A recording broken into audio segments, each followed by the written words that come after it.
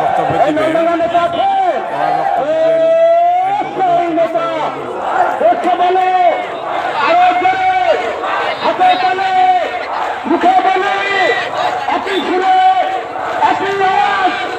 উন্নয়নের সবাই বলো স্বচ্ছ বলো নয়নের কৃতি সন্তান প্রিয় ভাই আমার এবার আপনাদের সামনে বক্তব্য রাখছেন নাটোর নলডাঙ্গার কৃতি সন্তান সাবেক মন্ত্রী সাবেক এমপি বিএনপি চেয়ারপারসনের উপদেষ্টা মন্ডলের অন্যতম সদস্য নাটোরের একমাত্র জনতার নেতা রুহুল কুদ্দুস তালুকদার ধন্যবাদ।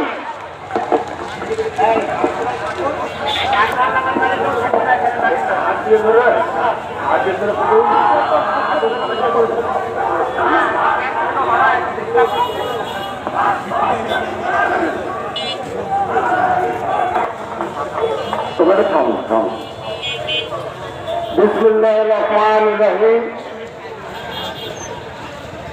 আজকে নলডাঙ্গার মাটিতে ঐতিহাসিক এই সমাবেশের ঐতিহাসিক এই জনসভায় আপনারা দয়া করে কথা বলেন না, স্লোগান দেওয়ার দরকার নেই, স্লোগান দেন না।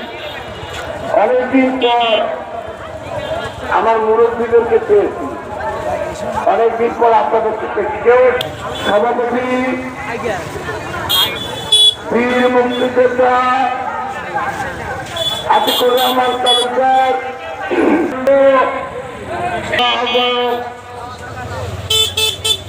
নাটোর পৌরসভার সাবেক মেয়র কাজী শাহ আলম,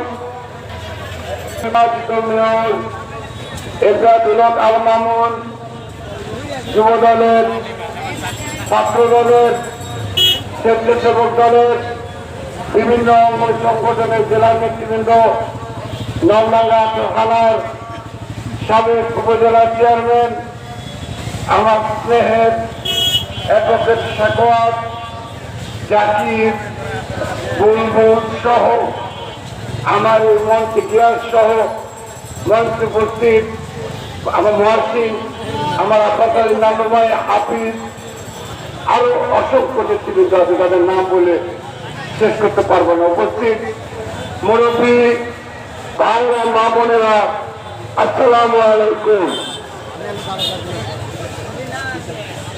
আজকে আপনাদের দেখে মনে হচ্ছে যে আপনাদের সন্তান দুলুকে বোঝায় আপনারা হারিয়ে ফেলেছিলেন, আপনাদের ছেলে দুলু হারিয়ে গিয়েছিল, সে হারানো দুলু আপনাদের মাঝে ফেরত এসেছে। কারণ এই 15 বছর আওয়ামী লীগের দুঃশাসনে এই নলডাঙ্গা নাটোরের মানুষ আপনারা কথা বলতে পারেন নাই।